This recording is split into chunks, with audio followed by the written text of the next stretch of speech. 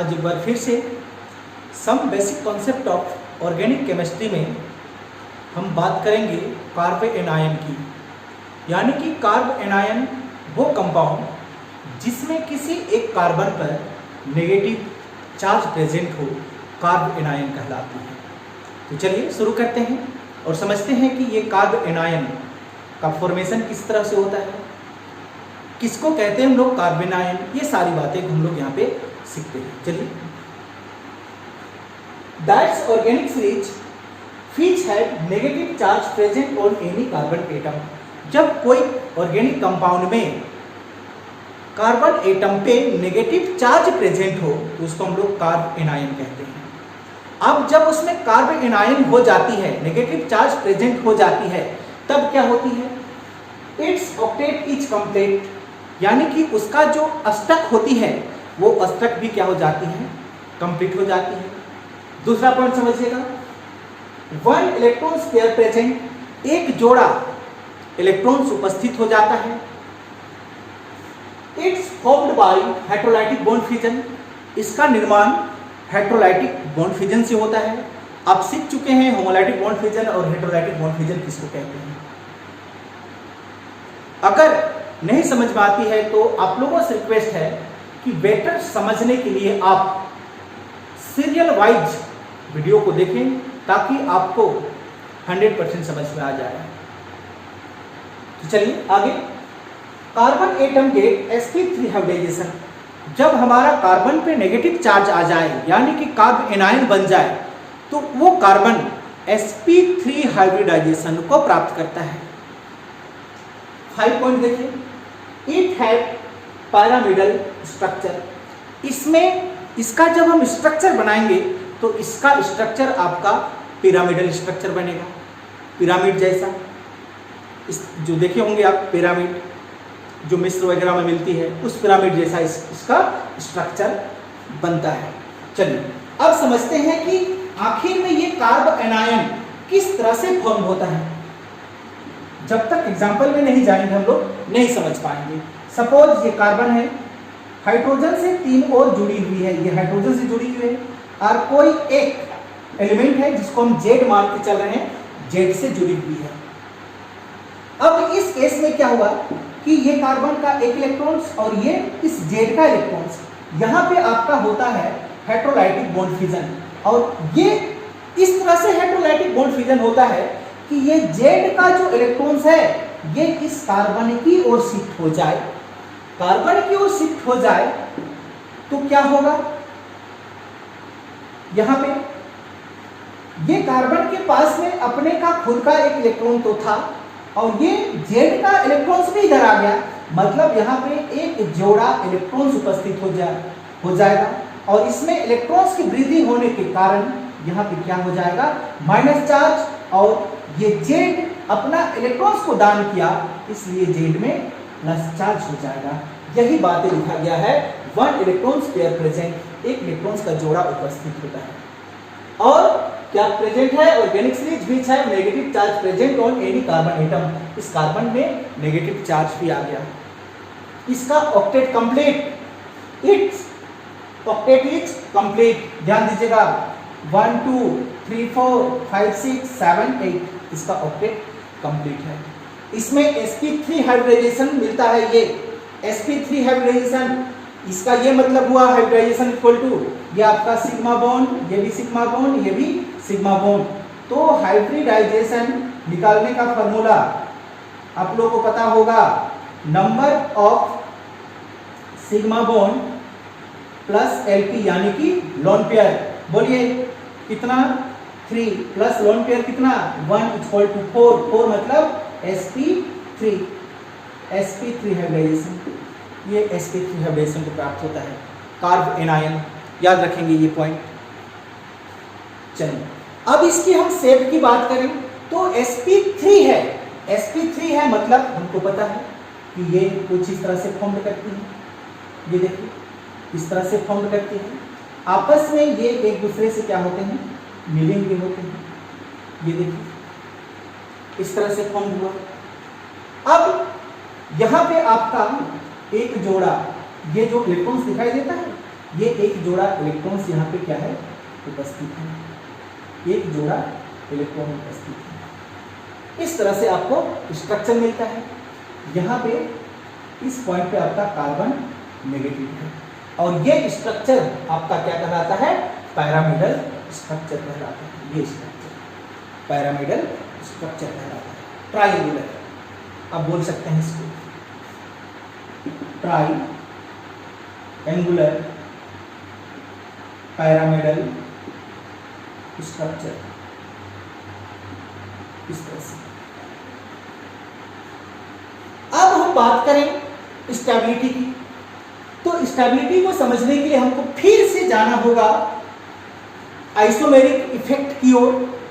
आपको जानते हैं कि ये जो CH3 क्या करता है, इलेक्ट्रॉन्स को अपने से दूर करता है, जबकि हाइड्रोजन क्या होती है, न्यूट्रल होती है, ना इलेक्ट्रॉन्स को ये देती है ना इलेक्ट्रॉन्स को लेती है। लेकिन CH3 अपने से इलेक्ट्रॉन्स को क्या करती है, दूर करती है।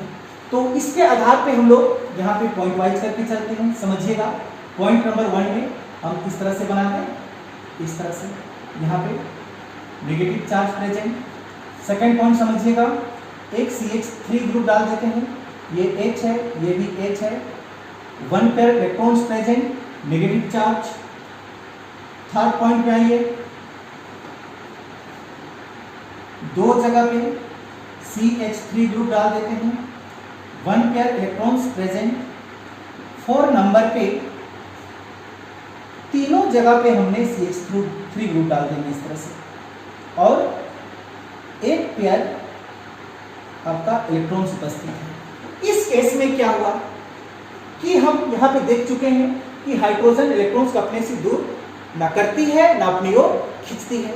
मतलब यहाँ पे जितना आपका नेगेटिव चार्ज है उतना ही नेगेटिव चार्ज होगा।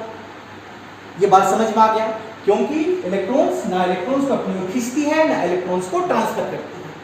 लेकिन सेकंड पॉइंट पाइए कि पहले से इस कार्बन में इलेक्ट्रॉन्स चार्ज मतलब उपस्थित है, नेगेटिव चार्ज है। अगर ये CH3 और एक इलेक्ट्रॉन्स को इस ओर ट्रांसफर करे, इस कार्बन पे ट्रांसफर करे, तो पहले की अपेक्षा ये चार्ज यहाँ पे क्या हो जाएगी, बढ़ जाएगी। बात समझ में आया होगा। और इलेक्ट्रॉन्स के बढ़ने से, नेगेटिव चार्ज के बढ़ने से इसकी स्टेबिलिटी क्या हो जाएगी, इसकी अपेक्षा में कम हो जाएगी, क्योंकि ये ज्यादा क्रियाशील हो जाएगा ना। यहाँ पे नेगेटिव चार्ज क्या हो रहा है, बढ़ रहा है, तो इसका स्टेबिलिटी घट जाएगी जबकि रिएक्टिविटी बढ़ जाएगी। आगे चलिए, देखिए ये भी इलेक्ट्रॉन्स को इधर ट्रांसफर कर रहा है और ये भी इलेक्ट्रॉन्स को इधर ट्रांसफर कर रहा है। 2 ओर से इलेक्ट्रॉन्स ट्रांसफर होने की वजह से इसकी अपेक्षा में इसमें ज्यादा नेगेटिव चार्ज प्रेजेंट होंगे, और इसमें ज्यादा नेगेटिव चार्ज प्रेजेंट होंगे तो इसकी अपेक्षा में ये ज्यादा क्रियाशील होंगे, तो इसका स्टेबिलिटी क्या हो जाएगी, इसकी अपेक्षा में घट जाएगी। ये बात भी समझ में आई होगी। दूसरी चीज यहाँ पे देखिए, तीनों ओर से नेगेटिव यानी इलेक्ट्रॉन्स इस कार्बन को मिल रहा है, तो यहाँ पे आपका जो नेगेटिव चार्ज है वो चार्ज हाई हो जाएगा। और नेगेटिव चार्ज हाई होने से क्या होगा, इसकी अपेक्षा में ज्यादा क्रियाशील ये हो जाएगा, और ज्यादा क्रियाशील होने की वजह से सबसे कम स्टेबिलिटी इसको मिलेगा। अगर हम इसका क्या जानना चाहें, स्टेबिलिटी जानना चाहें तो सबसे ज्यादा स्टेबल कौन होगा आपका, 1 नंबर सबसे ज्यादा स्टेबल। इससे कम स्टेबल कौन होगा, 2nd नंबर। इससे कम स्टेबल कौन होगा, 3 नंबर। और सबसे कम स्टेबल कौन होगा, 4 नंबर। इस तरह से इसका स्टेबिलिटी होती है। जो जितना ज्यादा क्रियाशील होगा वो उतना कम स्टेबल होगा। लेकिन हम ये भी जानते हैं, जो आपका रिएक्टिविटी होता है वो क्या होता है, इसका उल्टा होता है। पीछे का जो हमने क्लास लिए उसमें बता के रखे हैं। तो जस्ट इसका रिएक्टिविटी क्या होने वाला है, सबसे ज्यादा आपका 4 नंबर का, उससे कम 3 का, उससे कम 2 का, और सबसे कम आपका 1st का रिएक्टिविटी होगा। इस केस में यानी कि जब आप कार्ब के टाइम पढ़े थे उसका उल्टा। इस तरह से आपको स्टेबिलिटी और रिएक्टिविटी इसका मिल जाता है। लेकिन जो रेजोनेंस होती है, जिसमें क्या मिलता है, आपका रेजोनेंस मिलता है, जैसे कि बेंजाइल और एलाइड, उसमें रेजोनेंस पाया जाता है। तो रेजोनेंस होने की वजह से उसमें स्टेबिलिटी ज्यादा होगी। कहने का मतलब यह हुआ, जैसे कि बेंजाइल और एलाइड, इसमें क्या मिलता है, आपका रेजोनेंस मिलता है। रेजोनेंस मिलने से ये आपका 1 से भी ज्यादा स्टेबल होंगे। इस केस में अगर आप लिखना चाहें इसका स्टेबिलिटी, तो सबसे ज्यादा स्टेबिलिटी किसका होगा, बेंजाइल का, उसके बाद में एलाइल का, उसके बाद में नंबर 1, फिर नंबर 2, फिर नंबर 3, फिर नंबर 4। इस तरह से इसका स्टेबिलिटी होगी। स्टेबिलिटी ले लीजिए। अगर स्टेबिलिटी इस तरह से हुआ तो रिएक्टिविटी भी आप समझ सकते हैं इसका अपोजिट होगा। अब यहां पे हम बात कर लेते हैं थोड़ा इसको बेटर ढंग से समझने के लिए।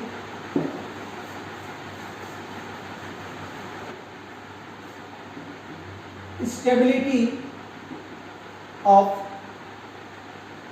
कार्ब एनायन फर्स्ट नंबर में आपने देखा था CH3 नेगेटिव चार्ज था। दूसरा पॉइंट पे था आपका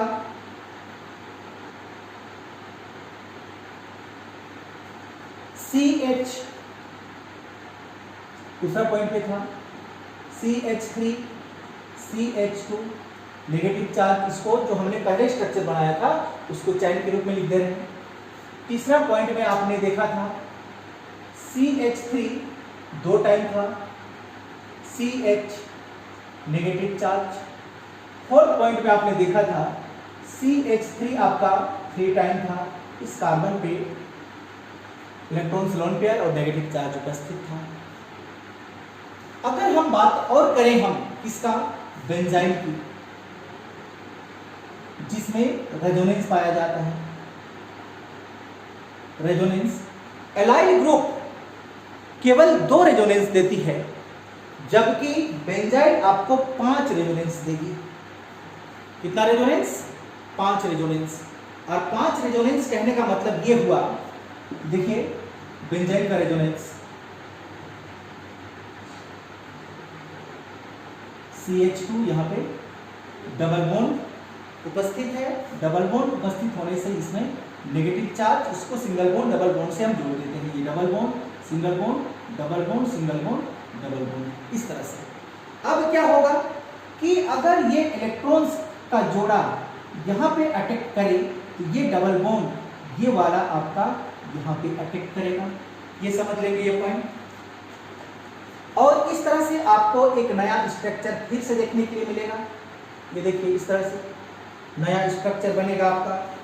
यहाँ पे आपका इलेक्ट्रॉन्स का जोड़ा आ गया, यहाँ का ये दोनों इलेक्ट्रॉन्स, और यहाँ पे लग गया आपका डबल बॉन्ड, ये इलेक्ट्रॉन्स यहाँ पे आने से, और बाकी जो आपका बॉन्ड है ये बॉन्ड ज्यों का त्यों रहेगा। दूसरी केस पे कहानी क्या बनती है कि ये इलेक्ट्रॉन्स आपका अटैक करेगा यहाँ पे, तब ये डबल बॉन्ड शिफ्ट हो जाएगी इस पॉइंट पे, तो आपको फिर से एक नया स्ट्रक्चर बनेगा। ये देखिएगा इस तरह से नया स्ट्रक्चर ये बन जाएगा। ये यहाँ पे आने से ये हो जाएगा डबल बॉन्ड, ये तो आपका डबल बॉन्ड है, यहाँ पे इलेक्ट्रॉन्स लग जाएगी। ये देखिए यहाँ पे सिंगल बॉन्ड डबल बॉन्ड है, CH2 लग जाएगा। अब ये डबल यहाँ पे अटैक करेगी, तो यहाँ पे अटैक करने से क्या होगा, एक नया स्ट्रक्चर और बनेगा आपका। नया स्ट्रक्चर क्या बनेगा, यहाँ पे डबल बॉन्ड लग जाएगी, ये आपका सिंगल बॉन्ड, ये डबल बॉन्ड CH2, और यहाँ पे आपका ये बन जाएगा। ये देखिए ये यहाँ पे अटैक होने से अब क्या करेगा, ये वाला फिर से यहाँ पे अटैक करेगा, तो यहाँ पे अटैक करने से क्या होगा, यहाँ की डबल बॉन्ड फिर से यहाँ शिफ्ट हो जाएगा। इस तरह से आपको एक नया और स्ट्रक्चर देखने के लिए मिलेगा। मतलब ये हुआ कि आपको पहले वाला स्ट्रक्चर फिर से क्या हो जाएगा, मिल जाएगा। ये देखिए ये CH2, ये नेगेटिव चार्ज। इस तरह से बेंजाइल ग्रुप में आपको 5 रेजोनेंस देखने के लिए मिलता है, और जिसमें रेजोनेंस होती है उसका स्टेबिलिटी सबसे ज्यादा होता है। तो इसका मतलब ये हुआ कि सबसे ज्यादा स्टेबिलिटी आपका किसका हुआ, बेंजाइल का। इसके बाद में एलाइल का, क्योंकि एलाइल ग्रुप का 2 रेजोनेंस होती है, बेंजाइल का 5 रेजोनेंस। जिसके पास में जितना ज्यादा रेजोनेंस उसके पास में उतना ज्यादा स्टेबिलिटी। फिर इसके बाद में स्टेबल कौन हुआ आपका, CH3। फिर इसके बाद में कौन हुआ, CH3, CH2, फिर CH3 2 टाइम्स CH, और सबसे कम हो गया आपका CH3 3 टाइम C। इस तरह से इसका स्टेबिलिटी का ऑर्डर है ये स्टेबिलिटी। अगर हम इसका रिएक्टिविटी की बात करें, तो रिएक्टिविटी जस्ट इसका उल्टा होगा। सबसे ज्यादा रिएक्टिव कौन होगा आपका, उसको आप पलटी कर दीजिए। सबसे ज्यादा रिएक्टिव होगा CH3 3 time C double bond सबसे ज्यादा, फिर CH3 2 टाइम CH, फिर CH3 CH2, फिर CH3, फिर आपका एलाइल, फिर आपका बेंजाइल। इस तरह से आपको एक ऑर्डर मिल जाता है। ये दोनों ऑर्डर आप याद रखेंगे। ये था आपका कार्बन एनायन का स्टेबिलिटी का ऑर्डर और रिएक्टिविटी का ऑर्डर। ये था आपका स्टेबिलिटी और ये है आपका रिएक्टिविटी का ऑर्डर। जिसमें रेजोनेंस पाया जाता है उसका स्टेबिलिटी सबसे ज़्यादा होती है, और जिसमें स्टेबिलिटी ज़्यादा होती है उसका रिएक्टिविटी सबसे कम होता है। अब याद रखेंगे, ये क्वेश्चन भी एग्जाम पे पूछा जाता है। चलिए नेक्स्ट हम बात करेंगे कि जो कार्बन एनायन यहाँ पे हमने देखा वो बना था आपका हेटेरोलाइटिक बॉन्ड फिजन से। क्या इसके अलावा भी कार्बन एनायन का निर्माण हो सकता है? तो इसका आंसर भी होता है कि जी हाँ, हो सकता है। तो चलिए कुछ फॉर्मेशन के बारे में देखते हैं कार्बन एनायन का।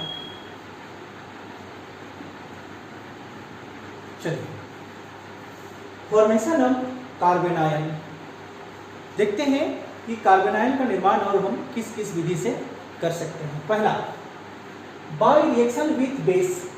अगर हम बेस के साथ में रिएक्शन करा दें तब भी हमको कार्बन आयन का निर्माण हो जाता है। समझिएगा रिएक्शन, ये CH2 single bond C double bond R से जुड़ा हुआ है।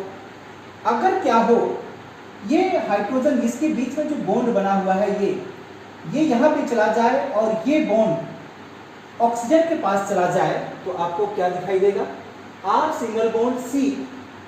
यहाँ पे सिंगल बॉन्ड था तो ये बॉन्ड यहाँ शिफ्ट कर गया डबल बॉन्ड, और ये बॉन्ड यहाँ आने से इस ऑक्सीजन पे क्या लग गया, नेगेटिव चार्ज। दूसरे कंडीशन, इस घटना को हम लोग कंजुगेशन के नाम से जानते हैं, जो अगला वीडियो में हम बताएंगे आप लोगों को। अब क्या हुआ कि ये इलेक्ट्रॉन्स अगर यहाँ पे अटैक करे तो यहाँ डबल बॉन्ड बन जाएगा, और ये अगर डबल बॉन्ड में से एक बॉन्ड इस कार्बन पे अटैक करे, मतलब बॉन्ड फ्यूज हो जाए, हेटेरोलाइटिक हो जाए, तो यहाँ का इस कार्बन का एक इलेक्ट्रॉन्स और ये इलेक्ट्रॉन्स इसमें पेयर के रूप में बच जाएगी, और ये इलेक्ट्रॉन्स का पेयर यहाँ पे आने से क्या हो जाएगा, डबल बॉन्ड बन जाएगा। इस तरह से आपको इस कार्बन पे नेगेटिव चार्ज और एक जोड़ा इलेक्ट्रॉन दिखाई देगा। मतलब ये जो आपको कंपाउंड मिला, ये कैसा कंपाउंड है, कार्बन एनायन है। मतलब कि रिएक्शन विथ बेस से भी हम लोग कार्बन एनायन का निर्माण कर सकते हैं। दूसरी पॉइंट देखिए, डीकार्बोक्सिलेट ऑफ कार्बोक्सिलिक आयन, कि अगर हम कार्बोक्सिलिक आयन को दोबारा ऑक्सीलेट करा दें, डीकार्बोक्सिलेशन करा दें, तब भी हमको क्या मिल जाता है, कार्बन आयन मिल जाता है। समझिएगा, ये पॉइंट ये देखिए, ये इलेक्ट्रॉन्स इस कार्बन का और ये इलेक्ट्रॉन्स इस कार्बन का, अगर ये इलेक्ट्रॉन्स इस कार्बन की ओर शिफ्ट हो जाए तो इस ऑक्सीजन पे उपस्थित लोन पेयर जो इलेक्ट्रॉन्स दिखाई देता है, ये यहाँ पे क्या हो जाएगा, बॉन्ड बना लेगा और ये नेगेटिव चार्ज क्या हो जाएगी, न्यूट्रल्स हो जाएगी। तो ये इलेक्ट्रॉन्स इस कार्बन के पास में आया तो एक जोड़ा, इसमें नेगेटिव चार्ज, और ये भाग आपस में क्या बना लिया, COO यानी कि CO2 का निर्माण किया। इस तरह से ये देखिए यहाँ पर भी आपको कार्बन आयन फॉर्म होती है।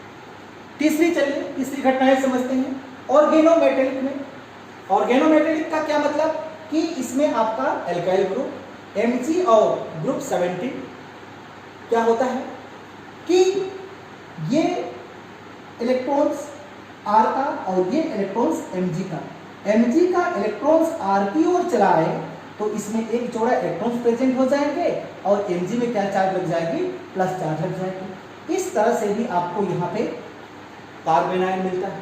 R की जगह पे हमने CH3 डाल दिया है, आप देख लीजिए, और बाकी वही रिएक्शन है।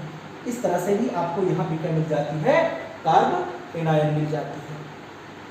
थोड़ी सी हम इसका रिएक्शन की बात करें कि कार्बन आयन किस प्रकार का रिएक्शन करती है, तो ध्यान से देखिएगा।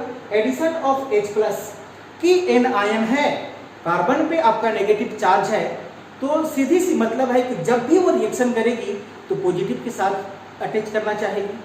तो यहाँ पे R single bond CH2 negative charge किसके साथ में, प्लस हाइड्रोजन के साथ में आया, तो ये CH2 से क्या बन गया, CH3 बन गया। दूसरी और चीज देखिए, यहाँ पे हमने फॉर्म करके रखा था, ये देखिए, ये आपका कार्बन आयन है, CH3 नेगेटिव चार्ज, ये भी किसको जोड़ना चाहेगा, हाइड्रोजन प्लस को। तो हाइड्रोजन यहाँ पे अटैक किया तो ये माइनस और प्लस क्या हो गया, न्यूट्रल्स, और क्या फॉर्म कर दिया, CH4 का निर्माण कर दिया। एडिशन रिएक्शन देख लीजिए, ये आपका कार्बोनाइल कंपाउंड, जिस भी कंपाउंड में C डबल बॉन्ड हो कार्बोनाइल कंपाउंड कहलाती है। ये क्या हुआ कि ये बॉन्ड आपका क्या हो गया, टूट गया। यहाँ पे एक बॉन्ड टूटा तो एक वैलेंसी इस कार्बन पे और एक वैलेंसी इस ऑक्सीजन पे लगा। देखिए, एक वैलेंसी इस कार्बन पे, एक वैलेंसी इस ऑक्सीजन पे। अब यहाँ पे क्या हुआ कि R और Mg के बीच का बॉन्ड टूटा, तो R में प्लस चार्ज और R में माइनस चार्ज, Mg में प्लस चार्ज। ये बॉन्ड उधर क्या, मतलब ऑक्सीजन में आपका नेगेटिव चार्ज और इसमें पॉजिटिव चार्ज। इसमें कैसा चार्ज, पॉजिटिव चार्ज, इसमें नेगेटिव चार्ज। अगर ये इलेक्ट्रॉन इधर आया तो इसमें आपका नेगेटिव चार्ज आ गया, इसमें पॉजिटिव चार्ज आ गया। अब ये जुड़ेगा कहाँ, ये R में नेगेटिव चार्ज आने के कारण ये जुड़ जाएगा आपका जहाँ पे पॉजिटिव है वहाँ, और R के जुड़ने से ये चार्ज क्या हो जाती है, खत्म हो जाती है। Mg में जब टूटा तो Mg में प्लस चार्ज, प्लस आपका ऑक्सीजन में जाके जुड़ा तो माइनस और प्लस मिलने से ये भी क्या हो जाती है, न्यूट्रल हो जाती है। फिर से इसको हम हाइड्रोलाइसिस कराते हैं, H2O के साथ में रिएक्शन कराते हैं, तो H2O के साथ में रिएक्शन होता है तो क्या होता है, उसको ध्यान से समझिएगा कि यहाँ का बॉन्ड, ये देख रहे हैं आप, ये बॉन्ड क्या होता है, टूट जाता है। मतलब ये बॉन्ड आपका इस ऑक्सीजन की ओर क्या होता है, शिफ्ट हो जाता है।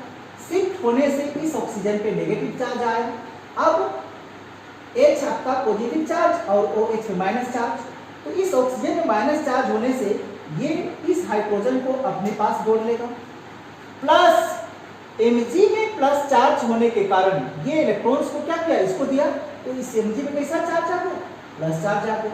तो ये प्लस Mg किसको लेके चलेगा, इस ऑक्सीजन को ले, मतलब OH को लेके चलेगा, और क्या बनाएगा, MgOH, और X को इसके साथ ही है।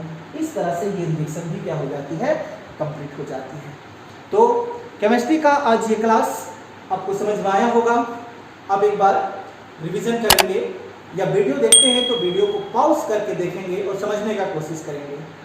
तो चलिए आज का ये केमिस्ट्री क्लास हम यहीं पे क्या करते हैं, समाप्त करते हैं। जब भी आपको वीडियो देखना हो आप सीक्वेंस में वीडियो देखें ताकि आप बेटर ढंग से समझ पाएं।